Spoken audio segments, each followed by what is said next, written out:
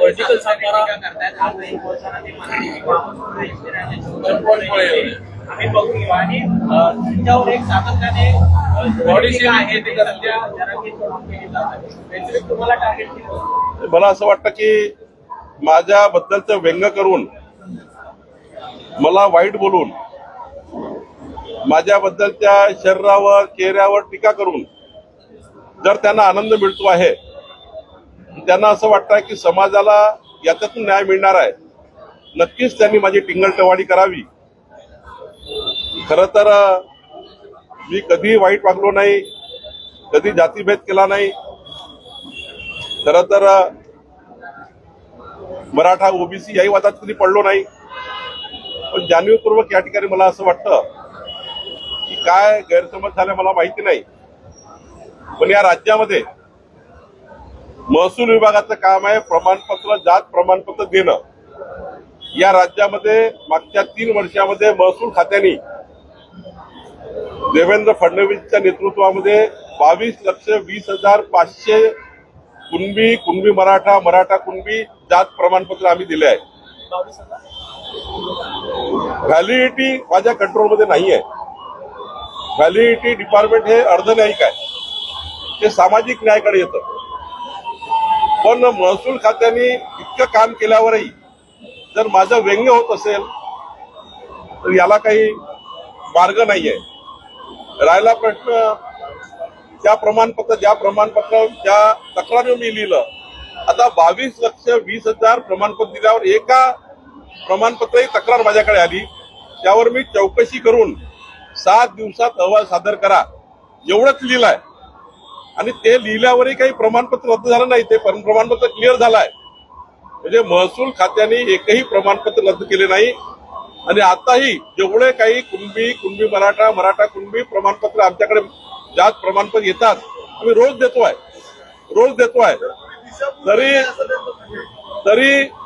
तरी माझ्याबद्दल जर कुणाला व्यंग करून आनंद येत असेल, त्यांनी त्यांचा आनंद उपयोग करावा. यामुळे महाराष्ट्राच्या राजकारणाची संस्कृती खराब होते असं नाही, त्यांचा जर काही माझ्या वागणुकीतनं किंवा माझ्या बोलण्यातनं, मी तर जेवढं सांगतो, जरांगीचा जेव्हा मला फोन आला तेव्हा माझा हा प्रयत्न होता की इमानदारीनं काम करायचं. पण तेवढा एका पत्राने गैरसमज झाला आहे, त्यातनं त्यांचं काही कास्ट सर्टिफिकेट रद्द झाली नाही.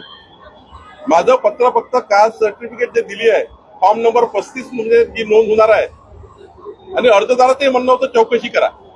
मी त्याला चौकशी मागितली आहे, मी कुठलं रद्द करा असं म्हटलं नाही आहे. त्याच्यावर काही माझी चौकशी मागितल्यावरही काही रद्द झालं नाही, ते कास्ट व्हॅलिडिटी रद्द केलाय. त्यामुळं आमच्या महसूल खात्याचं काम आहे प्रमाणपत्र देणे, जात प्रमाणपत्र. व्हॅलिडिटी मात्र सामाजिक न्याय विभागाचं कार्य आहे. त्यामुळं माझ्याकडनं कधी मराठा कुणबी मराठा आणि कुणबी समाज जो आहे यावर जेवढं जास्ती असतं आम्ही कास्ट सर्टिफिकेट देता येईल तेवढं काम करतो आहे. आता 22 लाख दिले आहेत, पुन्हा जेवढे काय राहिले शिल्लक आहे ते आम्ही देण्याचा प्रयत्न करतो. ओबीसी संघटना काही आक्रमक झालेल्या आहेत, रस्त्यावरती उतरत आहेत. काहींनी पोलीस तक्रार देखील केलेली, बीड किंवा इथे बारामतीमध्ये पोलीस तक्रारी देखील झालेल्या आहेत. नाही, मी ओबीसी समाजाला आपल्या माध्यमातून आव्हान करतो, हात जोडून आव्हान करतो सर्व ओबीसी समाजाला, कोणीही रस्त्यावरती आंदोलन करू नका. राज्यामध्ये कायदा सुव्यवस्था ही बाधित या ठिकाणी राखण्याची जबाबदारी सरकारची आहे. आणि सरकार म्हणून मी त्यांना विनंती करेल की रस्त्यावरती आंदोलन, रस्त्यावरती त्या ठिकाणी कुठलंही असं करू नका, ज्यातनं सामाजिक वाद तयार होतील. ओबीसी संघटनांनी कुठल्याही पद्धतीने रस्त्यावर लॉ अँड ऑर्डर होतील असे कुठलेही काम करू नका.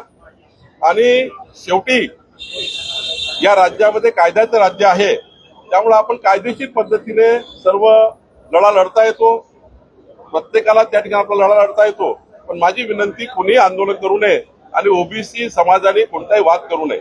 पण रोज जर टीका होत असेल, उद्देश काय? कारण सुरुवातीला पंकजा मुंडे झाल्यानंतर धनंजय मुंडे, आता बावनकुळे, ठरून काही होतंय काय सगळं? छगन भुजबळांवर देखील याबद्दल फक्त ठरून ओबीसी नेते मंत्री टार्गेट केले जातात त्यांच्याकडनं, त्यातनं जातीवाद वाढतो, त्याचा फायदा पुन्हा तुमच्याच पक्षाला मिळतो असं एक बोललं जात आहे. असं आहे की मी कधी या वादात नाहीये. खरं तर तुम्ही माझी पार्श्वभूमी बघितली, आता तो पारिवारिक काही सांगितलं नाही पाहिजे आपल्याला, पण माझी पत्नी कुणबी आहे. आता मी कुणबी आणि तेली एकत्र आहोत. तिकडे आम्ही विदर्भात सारखेच राहतो. इकडे माझा मुलगा हा मराठी आणि माझ्याकडे मराठीची मुलगी आहे, आपली माझी सून मराठा आहे. आणि त्यामुळं कधी आम्ही मराठा कुणबी तेली हा वाद केला नाही. आणि कसं काय मी अन्याय करू शकतो? मी कुठला अन्याय करू शकतो? कधी अन्याय करू शकत नाही. आणि महसूल खात्याने 22,20,000 प्रमाणपत्र दिले आहेत. आम्ही कधी कुठलं प्रमाणपत्र रिजेक्ट केलं नाही. आता कास्ट व्हॅलिडिटीमध्ये जर रिजेक्ट झालं असत तर मी त्याला काय करू? माझ्या खातं नाही आहे. असं काही त्यांचं एखादं काम तुमच्याकडनं झालं नाही म्हणून तुम्हाला टार्गेट केले गेले. साहेबांनी म्हटले का जर ओबीसी नेता किंवा ओबीसी समाजाचा नेता म्हणून जर टार्गेट करत असेल तर ते चुकीचं आहे. खरंच असं वाटतंय का तुम्हाला का तुम्ही ओबीसी नेते म्हणून तुमच्या टीका होती? नाही, मला या गोष्टीचं वाईट वाटतं आहे की मी कोणाशी वाईट वागलो नाही. माझ्याशी असं काय होतंय, नक्की मनामध्ये खंत आहे. पण आता आम्ही सरकारमध्ये आहोत. सरकारमध्ये पेशन्स, संयम असला पाहिजे. सरकारी पक्षाच्या लोकांनी संयमाने वागलं पाहिजे. माझं व्यंग या पद्धतीने करणे हे न पटणार आहे. काय माझाही परिवार आहे, माझ्याही घरामध्ये 2 मुलं आहे, सून आहे, मुलगी आहे, नातू आहेत, माझी पत्नी आहे, माझे वडील आहे, माझी आई 3 वर्षापूर्वी गेली, आईचं दूध.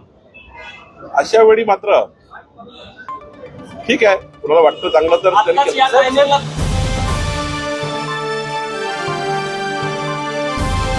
समाजकारण, प्रशासन आणि राजकारणातल्या अचूक विश्लेषणासाठी बखर लाईव्हच्या सोशल मीडिया प्लॅटफॉर्म्सना लाईक, फॉलो आणि सबस्क्राईब करा.